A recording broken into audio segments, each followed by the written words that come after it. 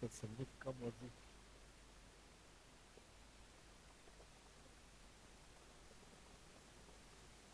میں اس کو عجیب کیوں کہہ رہا ہوں. ایک وقت تھا کہ شعر پڑھا جاتا تھا کہ ایمان سلامت ہر کوئی منگے تو عشق نہ منگے کوئی ہو. ایمان سلامت ہر کوئی منگے عشق نہ منگے کوئی ہو. زلتے عشق پچاوے عقل نو خبر نہ کائی ہو. یہ جو کیا 50-100 سال پہلے کا شعر. اس وقت لوگوں کے اندر یہ تھا، لوگوں کو اللہ کے نیک بندوں کو گلا تھا کہ لوگ ایمان سلامت مانگتے ہیں، عشق نہیں مانگتے. اور آج دور کون سا آ گیا ہے؟ دولت سلامت ہر کوئی منگے، ایمان نہ منگے کوئی ہو. آج مال کی ریل پیل ہے. اب تو ایمان، استغفر اللہ استغفر اللہ، میں کہتا ہوں اللہ تعالی ہم سب کو بچا کے رکھے. حضرت صاحب ایک طرف دولت نظر آ رہی ہو، دوسری طرف ایمان جاتا نظر آ رہا ہے. آج حالت یہ بن گئی ہے دولت کو قبول کر لیتے، ایمان جاتا ہے تو چلا جائے.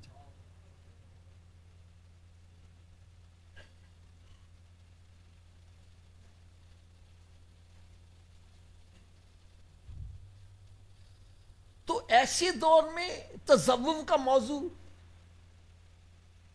عجیب سا لگتا ہے.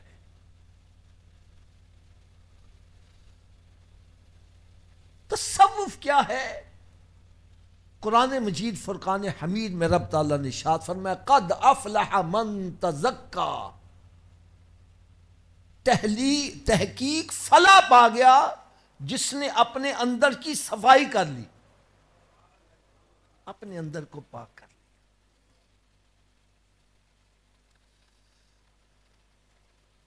وَذَكَرَ اسْمَ رَبِّهِ فَصَلَّى. یہ اندر پاک کیسے ہوتا ہے؟ اور رب نے وہ بھی فرما دیا، فرمایا اللہ کا ذکر کثرت سے کرو گے، نماز پڑھو گے، اندر پاک ہو جائے گا.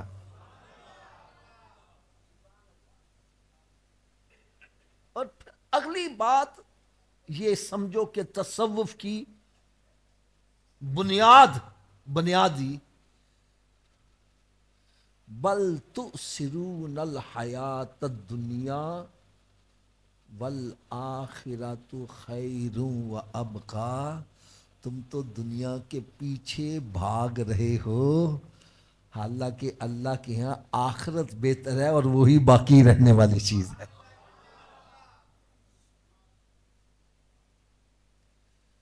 میرے آقا صلی اللہ علیہ وسلم نے ارشاد فرمایا کہ دنیا کی محبت، مال کی محبت ہر برائی کی جڑ ہے.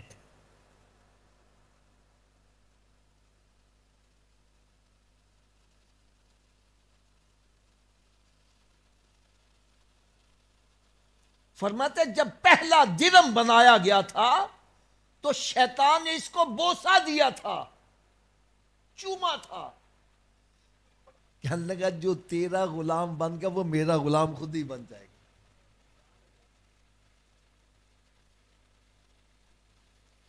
اگر میری بات نہیں سمجھ آ رہی، جو پرانے بندے بیٹھے ہیں نا میری بات سمجھ لیں گے.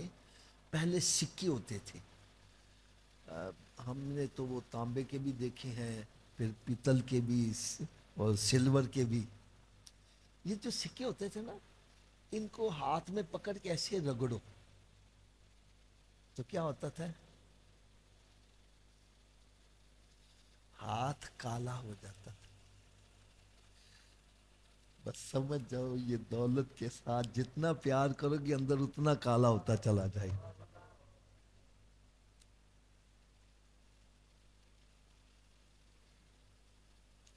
یہ مال کی محبت بندے کے دل میں پیدا ہو جائے. قرآن کہتا ہے الہاکم التکاثر حتی زرتم المقابر. تمہیں کثرت کی خواہش نے غفلت میں رکھا یہاں تک کہ تم نے قبروں کو جا دیکھا. میں پہنچ گئے. حل من مزید، حل من مزید، حل من مزید. دنیا کی محبت میں اس قدر مستغرق ہو گئے کہ آخرت کو بھول ہی گئے.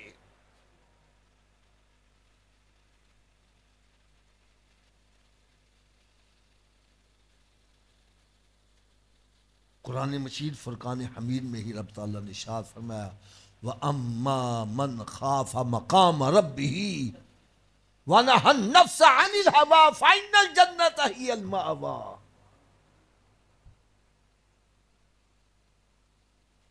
فرمایا جو اللہ تعالیٰ کی بارگاہ میں کھڑا ہونے سے ڈرا،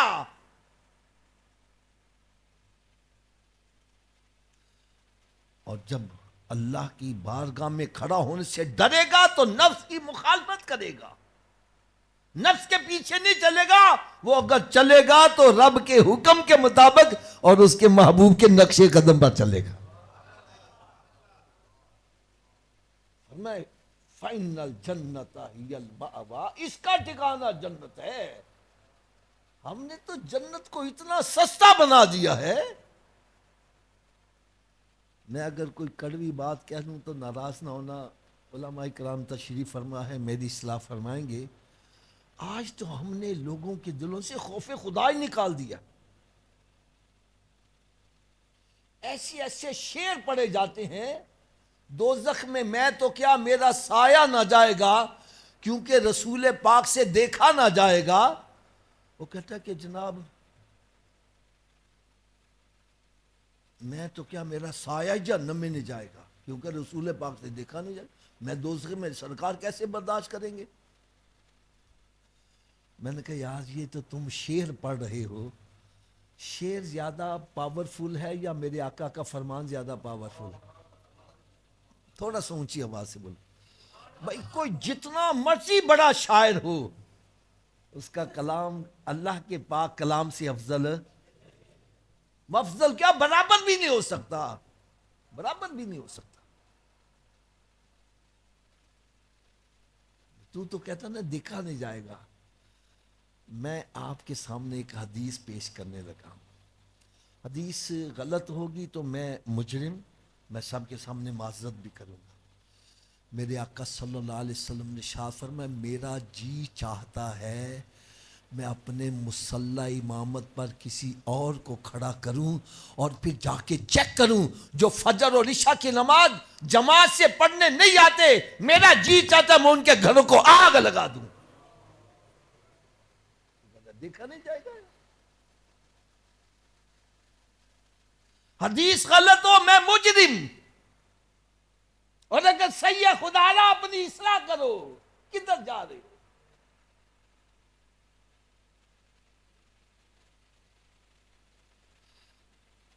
حدیث پاک میں آتا ہے جس نے ایک نماز جان بوجھ کے چھوڑی اس کا نام دوزخ کے دروازے پر لکھ دیا جائے گا. تو کس چکر میں یار پڑا ہوا ہے؟ حدیث مبارکہ میں آتا ہے یہ اللہ تعالیٰ کی شان نہیں ہے کہ کسی پر دو خوف اکٹھے کر دے، اور یہ بھی اس کی شان کے خلاف ہے کہ کسی پر دو بے خوفیاں اکٹھی کر دے. اس کا کیا مطلب؟ فرمایا جو اس دنیا میں بے خوف رہتا ہے نہ اللہ سے ڈرتا ہے نہ اس کی محبوب صلی اللہ علیہ وسلم سے ڈرتا ہے. ظاہر بات ہے جب خوف خدائی دل میں نہیں ہے تو مادر پدر آزاد ہوگا، جو چاہے گا کھائے گا، جہاں چاہے گا جائے گا. اس کو حرام حلال کی کوئی پرواہ نہیں ہے. وہ نمازوں کی پرواہ نہیں کرے گا، وہ روزے کی پرواہ نہیں کرے گا، وہ ماں باپ کا ادب و احترام نہیں کرے گا، وہ شراب پیے گا، جو مرضی کرے گا. فرمایا جو دنیا میں بے خوف رہتا ہے اب رب تعالیٰ اس کو قیامت کے روز بھی بے خوف ہی رکھے. فرمایا یہ اس کی شان کے خلاف ہے.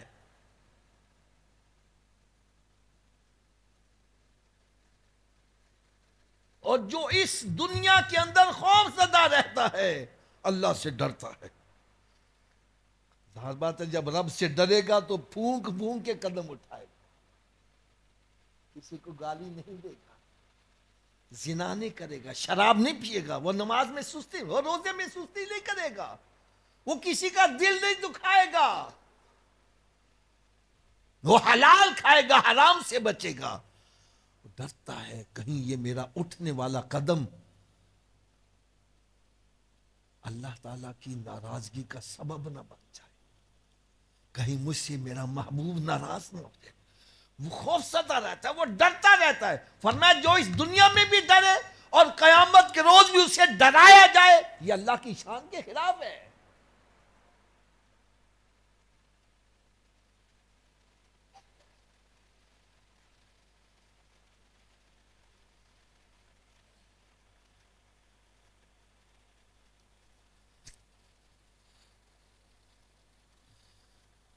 فرمایا کیا ایک مومن اور فاسق دونوں برابر ہو سکتے ہیں؟ ہم کس چکر میں یار پڑے ہوئے؟ میں تو اس لیے حیران ہوں کہ یہ موضوع آج آپ نے کیسے سلیکٹ کر لیا.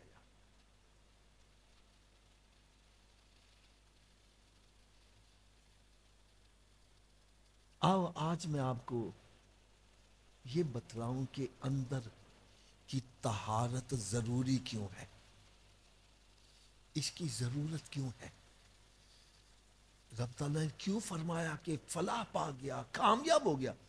یعنی فلاح کا لفظ عربی کا ہے اور اس کا اردو میں ترجمہ صحیح ہو ہی نہیں سکا. یعنی ساری دنیا اور آخرت کی بھلائیاں اکٹھی کر جائے اس پر فلاح کا لفظ آئے گا.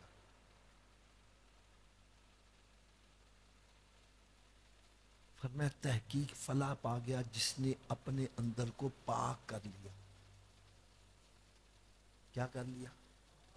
اونچی بولو. یہ پاک کیوں کروایا ہے؟ پاک کروانے کا کیا مقصد ہے؟ لو حضرت صاحب آپ نے مجھے جواب دینا ہے. آپ کے گھر میں صندوق ہیں، الماری ہے، ان میں گندے کپڑے رکھتے صاف رکھتے؟ تھوڑا سا اونچی آواز سے بولو یار. گندے کیوں نہیں رکھتے ہیں؟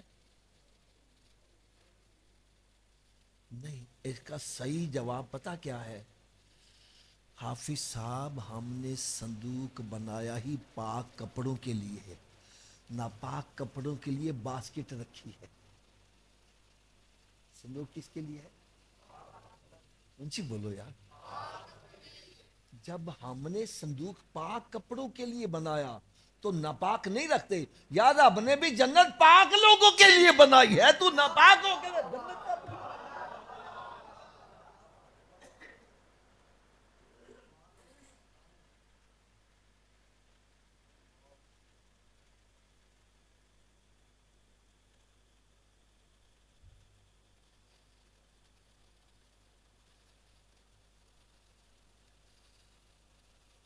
پھر ہم پتہ کیا کہتے ہیں؟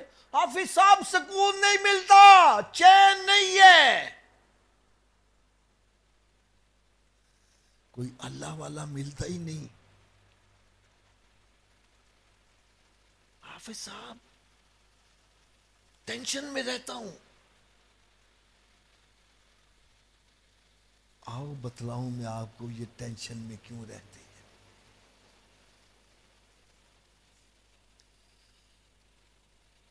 حضرت صاحب آپ ایک دودھ والے کی دکان پہ جاتے ہو، اس سے کہتے ہو بھائی مجھے 5 کلو دودھ چاہیے. وہ کہتا جی 1,000 روپیہ دے دو. آپ 1,000 روپیہ بھی دے دیتے ہو. وہ کہتا برتن لے کے آؤ. آپ گھر سے برتن لے کے جاتے ہو، مسجد میں بیٹھے ہو، بات سچی کرنا، آپ برتن لے کے جاتے ہو اور برتن کے اندر غلاظت لگی ہے، ناپاکی لگی ہے. دودھ والا اس میں دودھ ڈال دے گا؟ اونچی بولو یار. کیوں نہیں ڈالے گا بھائی؟ پیسے نہیں تو لیے. وہ کہتا جی آپ نے پیسے بھی دیے ہیں اور 5 کلو دودھ کے آپ مالک بھی بن گئے ہیں، لیکن دودھ لینا ہے تو برتن کو صاف کر کے لے کے آ. یار گندے برتن کے اندر دودھ والا پیسے لے کے دودھ نے ڈالا، اللہ تعالیٰ اپنا نور جو ہے تیرے گندے سینے میں کیسے ڈال دے؟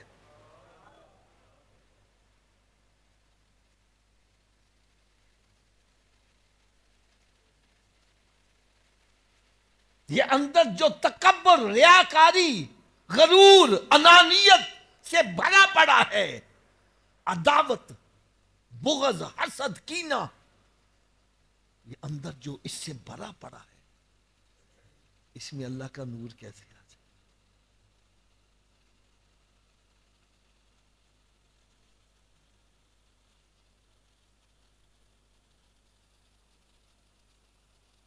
اور بات تو اور طرف رہ گئی،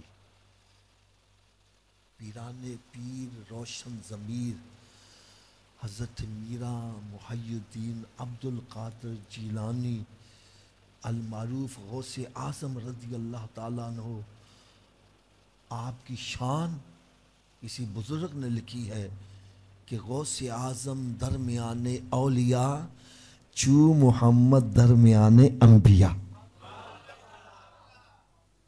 آپ کیا فرما رہے ہیں؟ فرماتے ہیں میں اور سارے اولیاء اللہ اکٹھے ہو کر ایک بندے کو نور دینا چاہیں اور اس کے اندر رائی کے دانے کے برابر انانیت ہو، ہم نہیں دیتے۔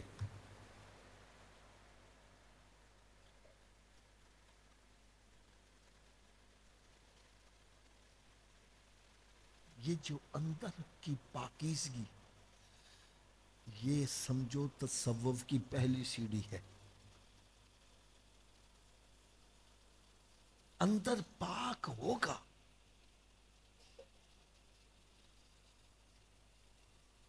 اور اولیاء اکرام اسی کوشش میں لگے رہتے تھے، اپنے اندر کی صفائی کرنی ہے، نفس کی مخالفت کرنی ہے۔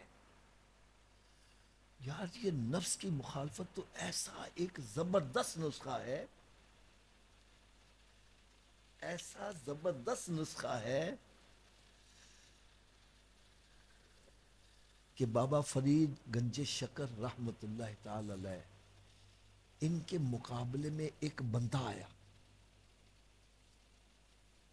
اور اس نے اپنی جوتیوں ہوا میں اڑ کر آپ نے دکھایا، اس نے ہوا میں اڑ کے آپ کو دکھایا، آپ نے اپنی نالین کو اشارہ کیا، وہ اس کو نیچے لے آئی، تو آپ نے اس سے پوچھا کہ یہ جو تو ہوا میں اڑا ہے، یہ تجھے کمال کیسے حاصل ہوا؟ کہنے لگا میں اپنے نفس کی مخالفت کرتا ہوں۔ کیا کرتا ہوں؟ اونچی بولو یار۔ دیکھو نفس کی مخالفت کرنے سے ایک غیر مسلم کو بھی یہ مقام مل رہا ہے، اور پھر اللہ کا ولی تو اللہ کے نور سے دیکھتا ہے۔ آپ نے ارشاد فرمایا تجھے یہ جو مقام ملا ہے نفس کی مخالفت کی وجہ سے ملا ہے؟ کہنے لگا جی ہاں۔ فرمایا تیرا نفس کہتا ہے کلمہ پڑھ کے مسلمان ہو جا؟ کہتا نہیں۔ فرمایا کر مخالفت اس کی، وہ کلمہ پڑھ کے مسلمان ہو گیا۔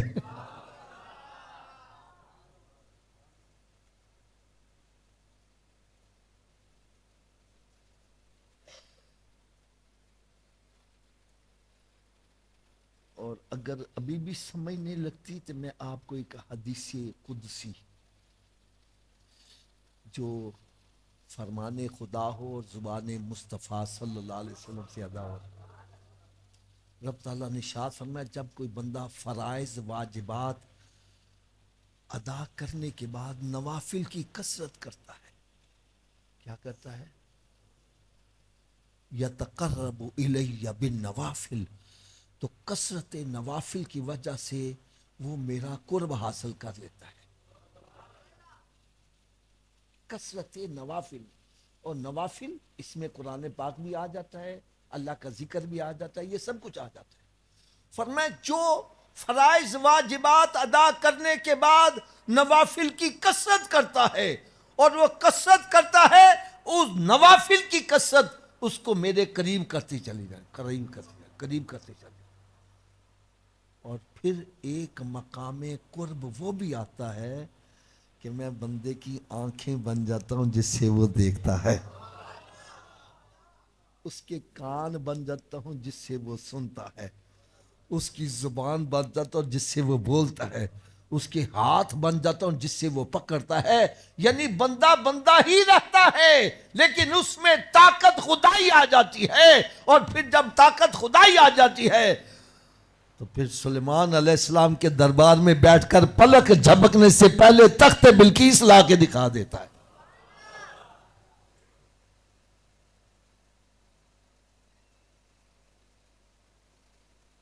یہ کون ہے جو اپنے اندر کی صفائی کرتا ہے؟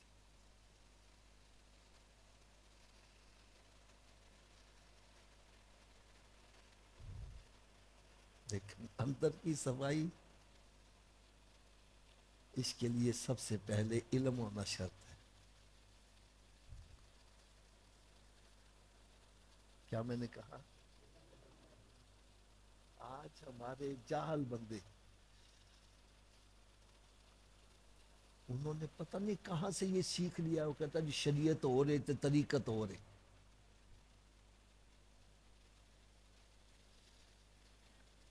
حضور داتا کا بخش رحمت اللہ، یار کتنے اونچے مقام پر فائز ہے. اور آپ نے تصوف پر جو کتاب لکھی ہے کشف المحجوب شریف، اگر میری بات پر یقین نہیں ہے تو یار اس کو کھول کے دیکھو. آپ نے جو باب باندھا ہے علم کا، اور اس میں آپ نے ایک بڑی کمال مثال دی ہے. ایک ہوتا ہے عابد، ایک ہوتا ہے عالم. ایک ہوتا ہے عابد، عابد کا مطلب عبادت کرنے والا.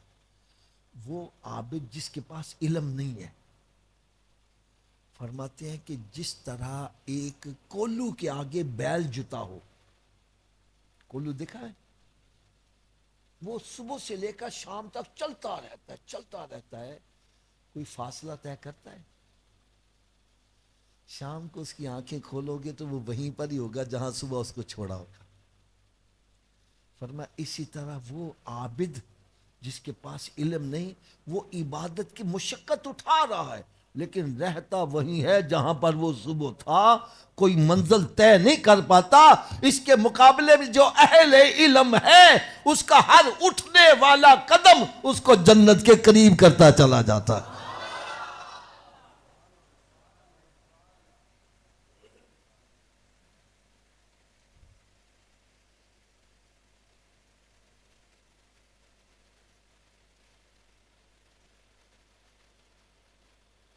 میں آج کے نوجوانوں کو ایک پیغام دوں گا، خدا کے لیے ایسے بندے جو بزرگان دین کی شان میں بے ادبیاں گستاخیاں کرنے والے، ایسے بندوں کے بیانات سننے سے گریز کریں، بچے. وہ کیا کرتے ہیں؟ اولیاء کاملین اپنے نفس کی صفائی کے لیے بعض کا کچھ ایسے کام کر کے دکھاتے ہیں کہ جو ہمیں بظاہر شریعت سے ٹکراتے نظر آتے، لیکن ہم اس کی حقیقت نہیں جانتے، وہ جانتے والے. وہ اسی کو بیس بنا کر لوگوں کو اولیاء کرام سے متنفر کرتے. میں اب ایک آپ کو مثال دینے لگا ہوں. ایک بزرگ بڑے بلند پایا کے عالم تھے، بہت بڑے بزرگ.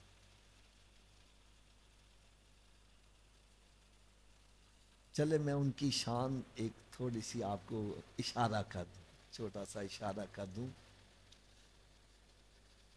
وہ کتنے بلند پایا کے بزرگ تھے. حضور داتا گنج بخش رحمت اللہ تعالی علیہ، آپ نے ان کی ڈیوٹی بیت المقدس میں لگائی. وہاں جاؤ، یہودیوں کا غلبہ ہے، اور وہاں جا کے دین کا کام کرو. تو کہنے لگے میں یہ اولیاء کرام ان کے لیے سفر کوئی پلک جب بنے گا جہاں سے پہلے چلے جاتے ہیں. اچھا، کہنے لگے میں وہاں پر پہنچا تو چند نوجوان اکٹھے تھے. آپس میں مذاق مسخری کر رہے تھے تو مجھے دیکھ کر نا انہوں نے مذاق کرنا شروع کر دیا. تو کہنے لگے کہ ایک لڑکے نے کہا نہیں نہیں یار چھوڑو, بزرگ ہیں ان کو نہ برا کہو. کہنے لگے اس کا اتنا کہنا مجھے اچھا لگا, میں نے اس پر نگاہ ماری, اس کی کایا پلٹ گئی. اگر میں اس کا آپ کو قرآن پاک سے حوالہ دوں تو کچھ اس طرح سے حوالہ دے دوں کہ جب موسیٰ علیہ السلام کے مقابلے میں جادوگر آئے نا, تو جادوگروں نے اتنا عرض کر دی اے موسیٰ ہم پہل کریں گے آپ پہل کریں گے. نہیں سمجھ لگی, ہم پہل کریں یا آپ پہل کریں گے. یہ اللہ تعالیٰ کو اتنا پوچھنا ہی ادب میں آ گیا اور ان سب کو دولت ایمان مل گئی. ہماری تیاری ابتدا ہی سارے ہمارے مذہب کی بنیاد ہی ادب ہے. بے ادبا مقصود نہ حاصل تنا درگاہ توئی. میرے پاس بہت سارے بندے کیونکہ پبلک ڈیلنگ بڑی ہوتی ہے تو وہ مجھے کہتے ہیں حافظ صاحب ہم کدھر جائیں. ہر بندہ کہتا ہے ہم صحیح ہیں ہم صحیح ہیں, ہمیں کیسے پتہ کون صحیح ہے. میں نے کہا یار ایک بات میری مان لے پھر جدھر مرضی چلا جا. ایک بات میری مان لے پھر میں تجھے کھلی چھوٹ جدھر مرضی چلا جا.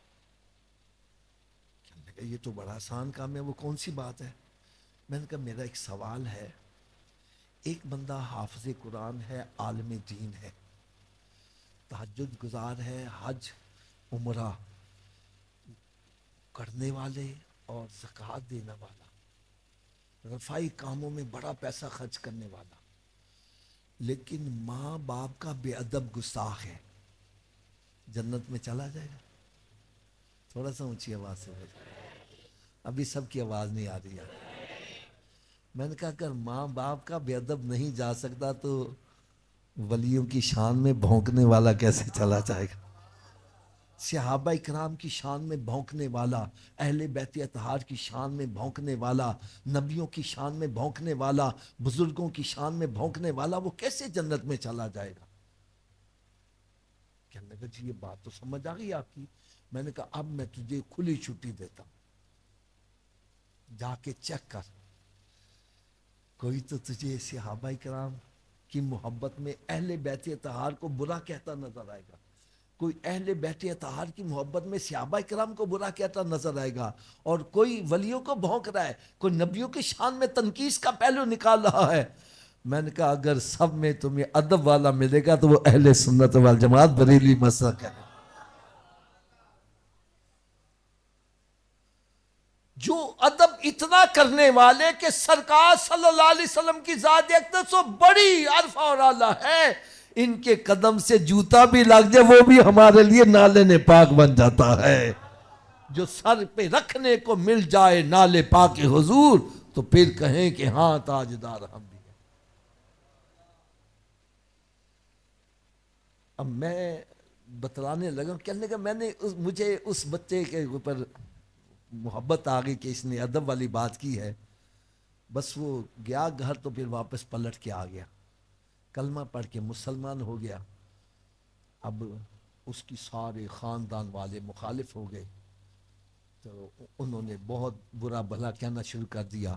ایک دن کہنے لگا بڑا پریشان ہو کے مجھے کہنے لگا حضرت صاحب میرا جو بھائی ہے نا بڑا, وہ بہت زیادہ میرا مطلب ہے کہ جذباتی ہوا ہے, تو اس کا کیا کرنا ہے. فرمایا جاؤ اس کو لے آؤ. لے آئے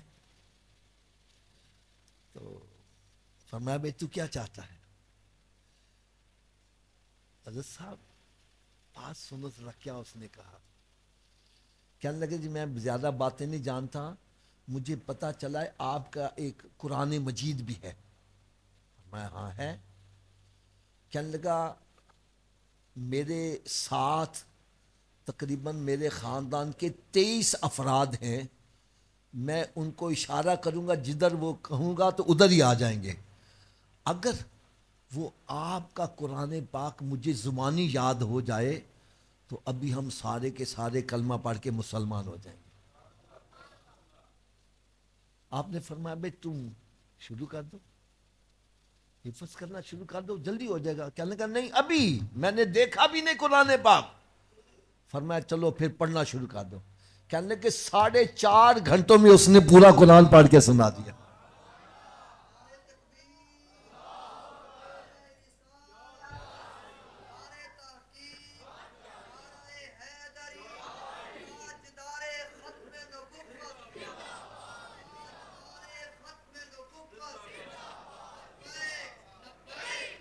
لبیک یا رسول اللہ, لبیک لبیک لبیک یا رسول. اب سنو, میں نے ان سے پوچھا کہ آپ کو یہ مقام کیسے ملا؟ تو انہوں نے بتلایا کہ میں نا ملتان کے علاقے کا رہنے والے اور بہت بڑے جاگیردار سرمایہ دار تھے, لینڈ لارڈ جن کو کہتے ہیں, زمینوں کے مالک. بس ایک مرتبہ بہاؤالدین زکریا ملتانی رحمۃ اللہ تعالی علیہ, ان کے مزاج شریف پر حاضری دی تو کسی اللہ کے نیک بندے کی نظر پڑ گئی, میں ان کے پیچھے ہو گیا. کہنے لگا میں اس وقت بڑا جوان تھا, جس کو ہم اپنی زبان میں پتہ نہیں کیا کہتے ہیں, ہٹا کٹا, یعنی جتی ستی سیٹ. تو پیسے بھی بڑے تھے, مال دولت بھی بڑی. کہنے لگا مجھے انہوں نے کہا کہ بھائی یہ کاسا ہے, چلو مانگ کے لاؤ. مجھے مانگنے پر لگا. اندر کی صفائی, یہ انانیت, میں بڑا ہوں میں بڑا ہوں, یہ میں مارنے کے لیے کاسا ہاتھ میں پکڑا دیا. اور کہنے لگا میں گھر گھر جا کے صدا لگاتا تھا, مانگتا تھا. اب کوئی بظاہر دیکھنے والا تو یہ کہے جو ہٹا کرتا ہے, دیکھو مانگنا, شرم ہی نہیں آتی. کہنے لگے ایک عورت ایسی بھی تھی بڑھیا, جب میں اس سے مانگنے جاتا تو وہ مجھے گالیاں بڑی نکالتی تھی. شرم ہی نہیں آتی, ہٹے کٹے ہو کے تھے جناب, منگن ٹور پہنتے نے, محنت کر دی نہیں تو یہ نہیں کر دے وہ نہیں کر دے. کہنے لگے میں دن میں 2 مرتبہ اس کے پاس جاتا, وہ جتنیاں گالیاں نکالتی میں صبر کرتا, میری منزل اتنی آسان ہوتی چلی جاتی.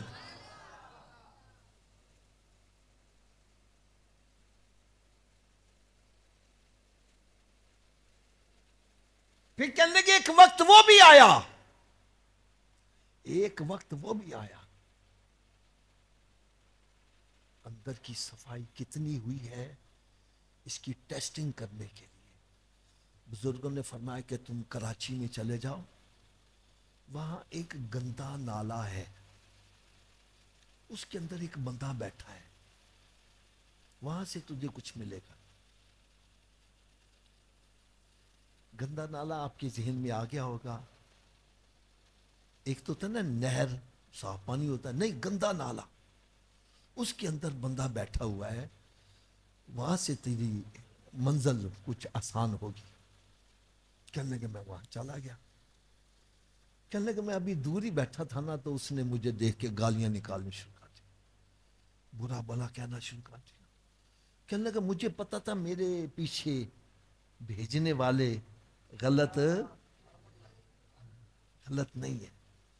میں بیٹھا رہا بیٹھا رہا, جب اس نے دیکھا یہ جاتا ہی نہیں ہے, اس نے چھپڑ میں سے ایسے غلاظت اٹھاری اور میرے ایسے اوپر ماری, سارے میرے کپڑے خراب ہو گئے.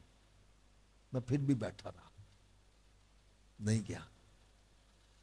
جب اس نے دیکھا کہ امتحان میں کامیاب ہو گیا, کہنے لگا ادھر آ. میں قریب گیا, کہنے اسی گندے نالے کے اندر ہاتھ ڈالا, گرم گرم روٹیاں نکال کے مجھے دی کہ یہ روٹی کھا لے, تو دور سے آیا مسافر ہے. کہنے لگے جیسے روٹی کھائی میری منزل آسان ہو گئی.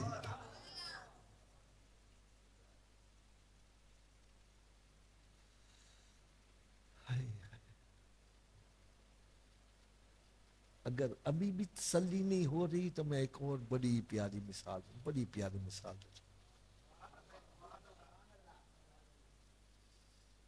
مولانا روم رحمت اللہ تعالی، کتنی بڑی بزرگ ہستی، کشتی میں سفر کر رہے ہیں اور اپنی ساری زندگی کی کمائی کتابیں لکھی ہوئی وہ آپ نے کشتی میں رکھی ہیں، کہیں نقل مکانی کر رہے ہوں گے۔ اسی کشتے میں حضرت شمس تبریز رحمت اللہ تعالی علیہ وہ بھی بیٹھے ہوئے تھے۔ مولانا روم رحمت اللہ تعالی کشتی میں بیٹھے ہیں، ہچکولے لگے، کوئی آنکھ لگ گئی، آپ نے وہ ساری کتابیں اٹھا کے نا وہ دریا میں ڈال دی، ساری کتابیں اٹھا کے دریا میں ڈال دی۔ مولانا روم رحمت اللہ تعالی کی جب آنکھ کھلی، دیکھا ساری کشتی خالی ہے، کتابیں ساری دریا برد ہو گئی، پریشان ہو گئی، میری ساری کمائی برباد ہو گئی۔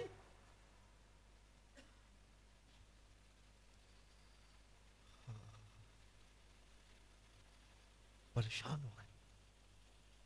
حضرت شمس تبریز رحمت اللہ تعالی علیہ پوچھنے لگے پریشان کیوں ہو رہے؟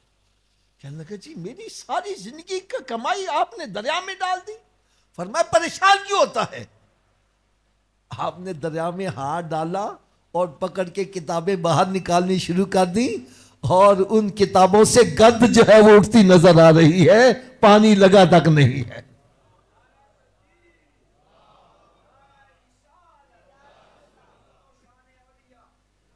اسی وقت قدموں میں گر گئے، آپ نے سینے سے لگایا، جب سینے سے لگے تو پھر زبان سے پکار اٹھے، مولوی ہرگز نہ شد مولا روم تا غلام شمس تبریز نہ شد، یعنی میری جو پچھلی ساری زندگی ہے وہ کچھ بھی نہیں ہے، جب سے میں شمس تبریز کی غلامی میں آیا ہوں میں اپنی زندگی کا آغاز ہی وہیں سے کر رہا ہوں۔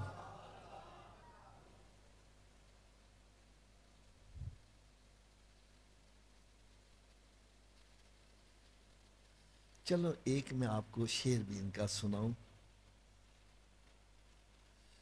یک زمانہ صحبت با اولیاء، بہتر از 100 سالہ طاعت بے ریا۔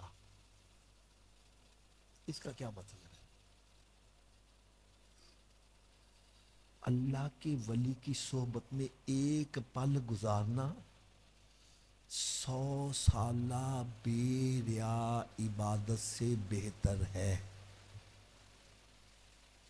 میں اگر اور آسان اس کا ترجمہ کر دوں، ترازو ہوتا ہے نا، ترازو، فرماتے ہیں ایک پلڑے میں 100 سالہ ایسی عبادت جس میں دکھاوا ریاکاری نہیں ہے، صرف اخلاص ہے، وہ ڈالو، اور دوسرے پلڑے میں اللہ کے ولی کی صحبت میں ایک پل گزارا وہ رکھو، فرمایا اس کا وزن زیادہ ہوگا، 100 سالہ عبادت کا وزن کم ہو جائے گا۔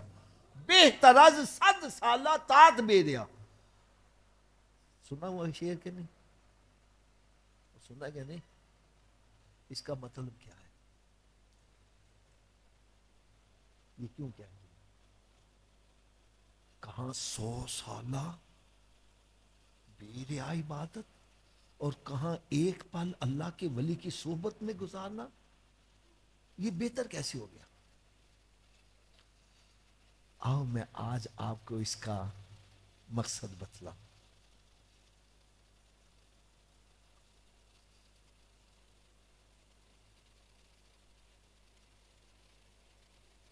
100 سالہ عبادت کر کے بندے کے دل میں یقین کی دولت پیدا نہیں ہوتی، جو اللہ کے ولی کی صحبت میں ایک پل بیٹھنے سے یقین کی دولت پیدا ہو جاتی ہے۔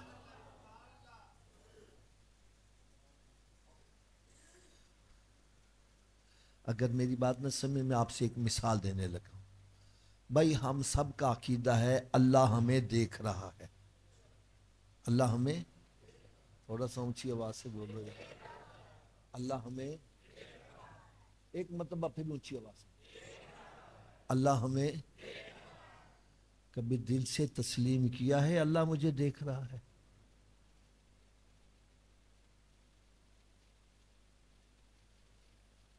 آپ کہیں گے حافظ صاحب یہ آپ نے کیا بات کر دی؟ یار ہم مسلمان ہیں، ہمارا عقیدہ ہے اللہ ہمیں دیکھ رہا ہے، آپ ہمیں مسجد میں ملے جو ہم سر پر قرآن رکھ کے بھی یہی کہیں گے اللہ ہمیں دیکھ رہا، ہمارا عقیدہ ہے۔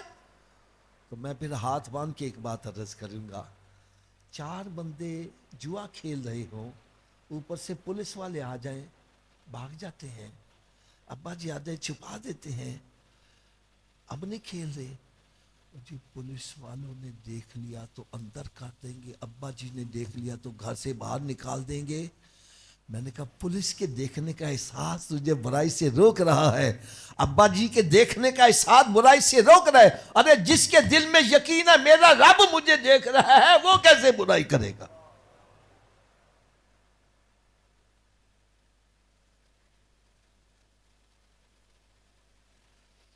ایک بندہ تھا نا بڑا لینڈ لارڈ،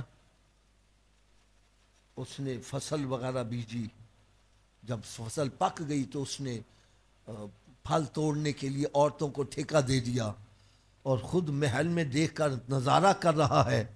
ایک عورت نے کچھ پھل اس انداز سے توڑا، اس کے ذہن میں شیطانیت آ گئی، اس نے اس کو اپنے پاس بلا لیا، کہنے لگا جاؤ جا کے سارے دروازے بند کر آؤ۔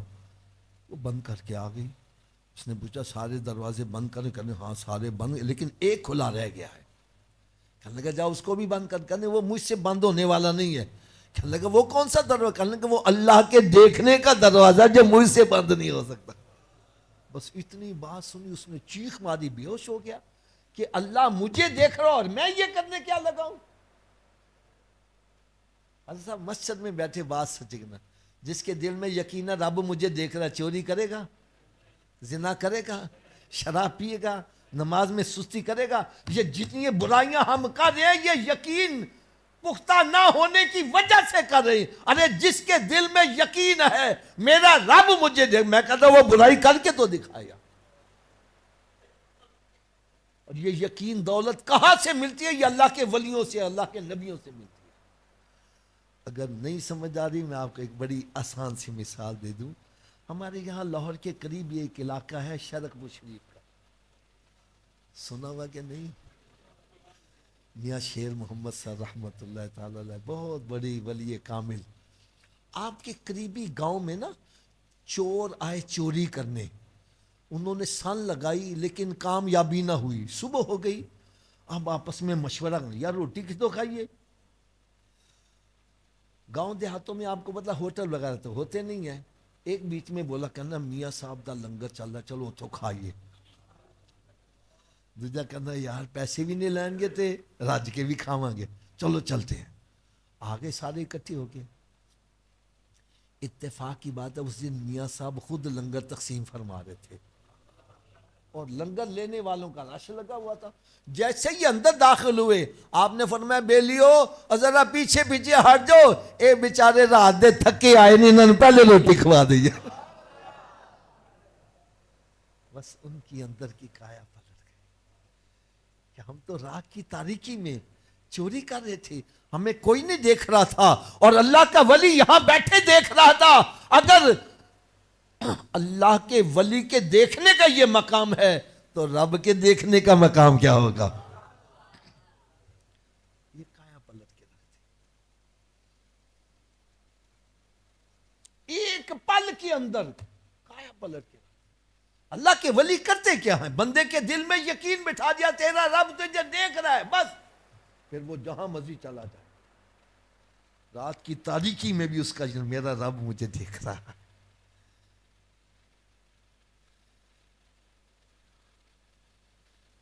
خیر روٹی کھائی اور سو گئے، رات کا پچھلا پہر ہوا، میاں صاحب وہیں آگے آ کے ان کو اٹھایا، اے میرے ملت کے جوانوں ذرا غور سے سننا۔ میاں صاحب نے ان کو آ کے اٹھایا، اٹھو بیلیو تسی بھی چور ہو تو میں بھی چور ہوں، چلو آج رال کے سان لائیے۔ وہ لگے معافیاں مانگنے، حضرت جی مگر معاف کر دو۔ فرمایا نہیں نہیں، اے میرا لنگر ایویں تھوڑی چلدا پیا وے۔ اس نے واقعی اتنی دنیا کھائی، میاں صاحب ہی تو کچھ کرتے ہی ہوں گے۔ فرمایا جہاں تم رات سن لگا رہے تھے پکڑے جاتے تو جوتیاں پڑنی تھی، اور اگر کامیاب ہو جاتے تو چند دن تمہاری روٹی پانی چل، پھر تمہارا وہی حال ہو جانا تھا۔ آؤ آج میں تمہیں ایک گھر ایسا بتلاؤں، سن لگاتے پکڑے جاؤ تو عزت کی نظر سے دیکھے جاؤ، اور اگر کامیاب ہو جاؤ چاہے سوئی کے ناکے برابر، تمہاری پشتیں پلتی رہیں گی، دولت ختم نہیں ہوگی۔ ہم نے کہا جی وہ گھر کون سا ہے جہاں سن لگاتے پکڑے جائیں تو عزت کی نظر سے دیکھے جائیں، اور کامیاب ہو جائے تو نسلیں پلتی رہیں۔ فرمایا چلو پہلے غسل کرو۔ پاک صاحب کپڑے پورا اور پکڑ کے مسجد میں لیا، فرمایا اے جے رب دا کار، یہاں پچھلی راتی سن لگایا کرو، بس کامیاب ہو گئے تو سارے کام سیدھے ہو جائیں گے۔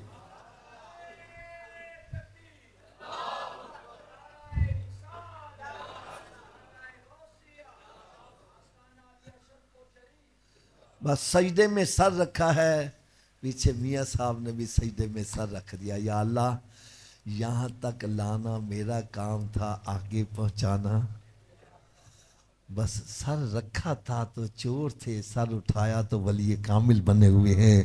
نگاہ ولی میں وہ تاثیر دیکھی، بدلتی کروڑوں کی تقدیر دیکھی۔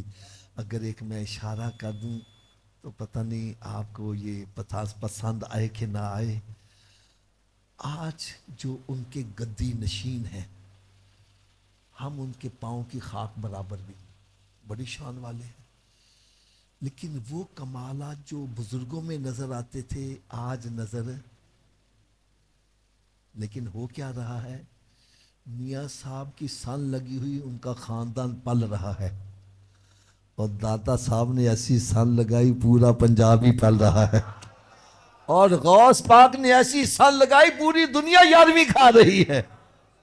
ارے یہ ہے سن لگانا۔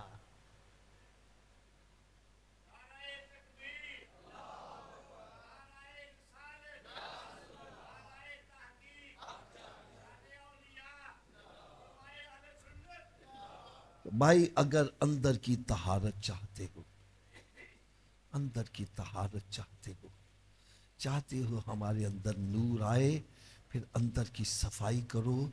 صفائی کیسے ہوگی؟ نمبر 1 فرمایا قد افلح من تزکا وذکر اسم ربہ فصلی، کامیاب ہو گیا وہ جس نے اپنے اندر کو صاف کر لیا، اور صاف کیسے ہوگا؟ اللہ کا ذکر زیادہ کیا کرو اور نماز کی پابندی کیا کرو، ٹھیک ہے؟ اب گانے چھوڑ دو، فلمیں ڈرامے چھوڑ دو، گالی گلو چھوڑ دو، تاش کھیلنا چھوڑ دو، یہ موبائل پہ گیمیں کھیلنا چھوڑ دو۔ آپ کو یار ایک میں بڑی ایمان افروز بات سناؤں، میرے یہاں کچھ ساتھی ایسے بھی ہیں جو ریلوے والے بھی نظر آ رہے ہیں، ہمارے ورکشاپ کے اندر بھی محافل ہوتی ہیں۔ ایک محفل میں بیان کرنے گیا، وہ ایس سی آر شاپ میں، تو ایک نوجوان لڑکا مجھے ملا، کہنے لگا حافظ صاحب آپ نے پچھلی مرتبہ جو نسخہ بتلایا تھا کہ درود پاک پڑھنے کے لیے اگر تمہارے پاس وقت نہیں تو جو گھر سے چلتے ہو ڈیوٹی پہ آتے ہوئے سارے راستے میں درود پڑھتے آیا کرو، واپس بھی درود پڑھتے جایا کرو، کہنے لگا میں نے اس نسخے پہ عمل شروع کر دیا، گھر سے نکلتا سارے راستے درود پاک پڑھتا جاتا، واپسی پہ بھی درود، پھر کہنے لگا مجھے درود پاک پڑھنے میں اتنا سرور آیا کہ میں بیسیکلی کارپینٹر ہوں، میں ہاتھ سے کام کرتا رہتا، زبان سے درود پاک ہی پڑھتا جا رہا، کہنے لگا مجھے درود پاک پڑھنے میں بڑا لطف آیا، اتنا لطف آیا کہ میں نے دوست احباب سے مذاق مسخری گندی باتیں چھوڑ دی، وہ وقت بھی میں نے درود پاک کو ہی دے دیا، کہنے لگا مجھے اور سرور آیا تو میں نے فلمیں ڈرامے دیکھنے چھوڑ دیے، وہ بھی وقت درود پاک کو دے دیا، کہنا مجھے اور سرور آیا تو میں نے تاش شطرنج اڈی کھڈا بارہ ٹینی لڈو اور گیمیں کھیلنا چھوڑ دیں، وہ وقت بھی درود پاک کو دے دیا، کہنے لگا حافظ صاحب ابھی چند دن گزرے مجھے سونے آقا کا دیدار بھی نصیب ہو گیا۔ اللہ کا ذکر کثرت کے ساتھ کرے، اور نماز کی پابندی کتنی کرنی ہے؟ ہمارے بزرگوں نے جو پہلا درس دیا تھا، فرمانے لگے بیٹا جان جاتی ہے جو چلی جائے نماز نہیں جانی چاہیے، بل تؤثرون الحیات الدنیا، تم تو دنیا کے پیچھے دیوانے ہو کے پڑے ہو، اللہ تعالیٰ کے نزدیک دنیا کی کوئی وقت اگر نئی تسلی ہو رہی، میں آپ کو ایک حدیث مبارکہ سنا دوں. رب تعالیٰ نے ارشاد فرمایا اگر پوری دنیا کی ویلیو، پوری دنیا اس میں باغات، دولت، سونا چاندی، ہیرے جواہرات سب کچھ ہی آ گیا، ساری دنیا کی ویلیو اگر میرے نزدیک ایک مچھر کے پر کے برابر ہوتی تو میں کسی غیر مسلم کو کھانے کا ایک لقمہ بھی نہ دیتا. اللہ تعالیٰ کے نزدیک یہ دنیا کی کوئی ویلیو نہیں ہے، اور جس کی ویلیو نے ہم اسی کے پیچھے اندھے ہو کے لگے ہوئے.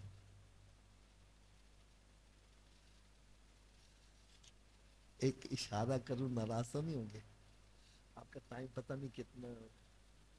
اچھا، ایک اشارہ میرا سنو ذرا، مسجد میں بیٹھے بات سچی کرنا. ہم نے حضرت صاحب اپنی بیٹی کی شادی کرنی ہو، کرائٹیریا کیا بناتے ہیں؟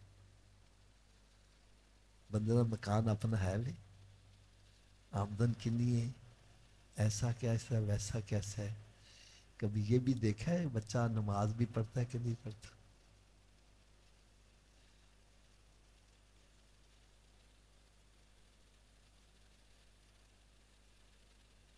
ہماری نظر کوٹھی کار بنگلہ ہے، بس شادی کر دو. وہ زنا کرتا ہے، شراب پیتا ہے، چوریاں کرتا ہے، ڈکیتیاں کرتا ہے، پاؤڈر بیچتا ہے، ہمیں اس سے کوئی سروکار نہیں ہے. اور اس کی وجہ سے کتنے گھر تباہ و برباد ہو رہے ہیں. ہم نے کوٹھی دیکھی، کار دیکھی، بنگلہ دیکھا، بچی شادی کر دی، چند دنوں کے بعد پتا چلا یہ کوٹھی بھی رینٹ دی سی تے گڈیاں بھی رینٹ دیا سی، وہ سب کوئی لے کے بھاگ گئے. میں صحیح کہہ رہا ہوں؟ میں انہی بزرگوں کا ایک واقعہ آپ کو سنانے لگا ہوں. بڑے لینڈ لارڈ ہونے کے باوجود ایک چرواہے کے پاس چلے گئے. کس کے پاس؟ اور اس سے کہنے لگے کہ تو میری بیٹی سے شادی کر لے، میں اپنی بیٹی تیرے نکاح میں دینا چاہتا ہوں. ہم حیران پریشان، میں کہ حضرت صاحب آپ اتنے اونچے لیول کے، اور ایک چرواہے کے پاس جو جھگی میں رہ رہا ہے اور اس سے جا کے کہتے کہ میری بیٹی اپنے نکاح میں لے لو. آپ نے اس بچے میں کیا دیکھا ہے؟ یار ذرا غور سے سننا دل کے کانوں سے.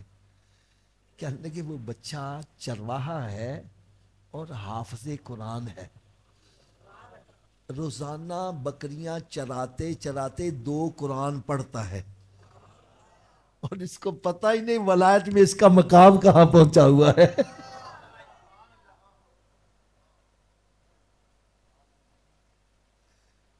کیا ہم نے یہ کرائٹیریا بنایا؟ اللہ رب العزت نے ارشاد فرمایا بل تؤثرون الحیات الدنیا والآخرۃ خیر وابقی. تم تو دنیا کے پیچھے مر رہے ہو، تمہارے دل میں دنیا کی قدر ہے اور اللہ کے ہاں آخرت کی قدر ہے. اور آخرت کی قدر ہے اور وہی باقی رہنے والی چیز ہے. لہٰذا ہمیں اس دولت کے سامنے اپنا ایمان برباد نہیں کرنا چاہیے. چلو آخر میں ایک بڑی پیاری سی مثال بتلا جاؤں، اگر اس پر عمل کر لو گے تو انشاءاللہ تعالی میں سمجھتا ہوں دنیا بھی سنور جائے گی، آخرت بھی سنور جائے گی. دین اور دنیا ہے کیا چیز؟ آپ کہیں حافظ صاحب آپ دنیا کی مذمت کر رہے ہیں، اس کے بغیر تو گزارا ہے نہیں. آؤ میں اس کے گزارا کیسے کرنا ہے اس کا آپ کو ایک طریقہ بتلانے لگا. بزرگ فرماتے ہیں دین ہے کشتی اور دنیا ہے پانی. دین کیا ہے؟ تھوڑا سا اونچی آواز سے یار بڑی زبردست مثال دینے لگا. دین کیا ہے؟ دنیا کیا ہے؟ اگر کشتی کو پانی سے جدا کر لو یہ منزل طے کر لے گی؟ ہمارے اسلام میں رہبانیت نہیں ہے. بیوی بچوں کو چھوڑ کر جنگلوں میں چلے جاؤ، اسلام اس کی اجازت. کیوں؟ آپ نے پانی کو کشتی سے جدا کر دیا، کہ جہاں ہے وہیں رہے گی، فاصلہ نہیں طے کر پائے گی. اس کا تعلق دنیا کا دین کا آپس میں رہنا چاہیے، لیکن تعلق کیسا ہو؟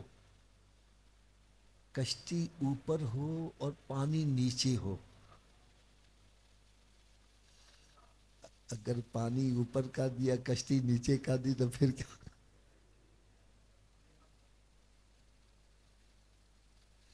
اب میں عملی طور پر آپ کو اس کی پریکٹل بتلانے لگا. میں دکان پہ بیٹھا ہوں، گاہک میرے پاس کھڑے ہیں، لاکھوں روپیہ لے کے کھڑے ہیں، دولت آ رہی ہے، ادھر سے آواز آتی ہے حی علی الصلاۃ. اس کا کیا مطلب ہے؟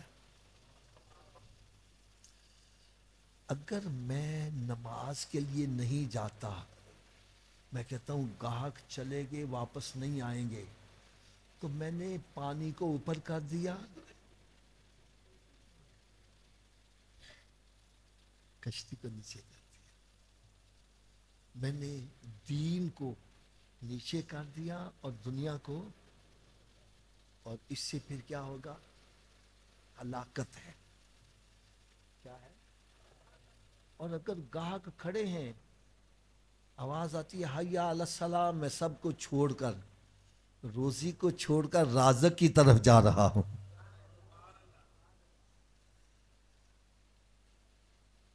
میں نماز پڑھ لیتا ہوں تو میں نے دنیا کو نیچے کر دیا، کشتی کو اوپر کر دیا.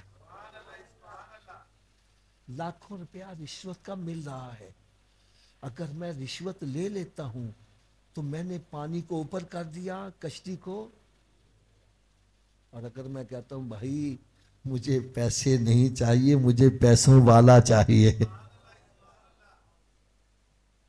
مجھے رب کی رضا چاہیے، اس کا، مجھ کو دنیا دولت نہ، مجھ کو دنیا نہ دولت کی زر چاہیے، شاہ کوثر کی میٹھی نظر چاہیے ہے، مجھے تو سرکار کی نگاہ چاہیے. میں اس کو ٹھکرا دیتا ہوں تو میں نے کشتی کو اوپر کر دیا، پانی کو نیچے کر دیا. بس یہ نسخہ پلے باندھ لو بھائی. اگر دین کو اوپر رکھو گے، کشتی کو، دنیا کو نیچے رکھو گے، اسی میں ہی سلامتی ہے. اللہ تعالیٰ مجھے اور آپ سب کو عمل کی توفیق عطا فرمائے. وما علیہ الا البلاغ.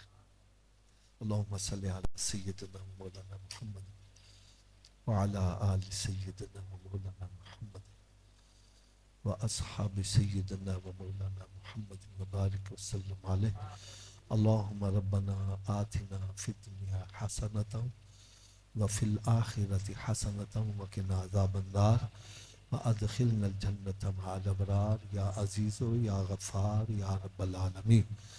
اے مالک مولا، ہم سب نے مل کر جو نماز فجر ادا کی ہے اور جو درس و بیان ہوا ہے، تیری بارگاہ میں پیش کرتے ہیں شرف قبولیت کا درجہ. اے مالک مولا، اپنے پیارے حبیب صلی اللہ علیہ وسلم کا صدقہ اس نماز کو، اس قرآن پاک کے درس کو، اس رمضان شریف کو ہمارے لیے ذریعہ نجات کا سبب، ہماری، ہمارے والدین کی اور پیارے آقا صلی اللہ علیہ وسلم کے سارے امتیوں کی کامل مغفرت. آئندہ سب کو نیک اعمال کرنے کی توفیق عطا. ہماری، ہمارے والدین کی اور پیارے آقا صلی اللہ علیہ وسلم کے سارے امتیوں کی کامل مغفرت. اے مالک مولا، جتنے بھی بیمار ہیں سب کو تندرستی عطا فرما. جو پریشان حال ہیں ان سب کی پریشانیوں کو دور فرما. جو مقروض ہیں ان کو قرضے کے بوجھ سے نجات عطا. جو بے روزگار ہیں ان کو حلال روزی کمانے کا اچھا ذریعہ عطا فرما. جو روزگار پر لگے ہوئے ان کی روزیوں میں برکتیں عطا فرما. اے مالک مولا، میرے آقا صلی اللہ علیہ وسلم کے سارے امتیوں کی خیر فرما دے.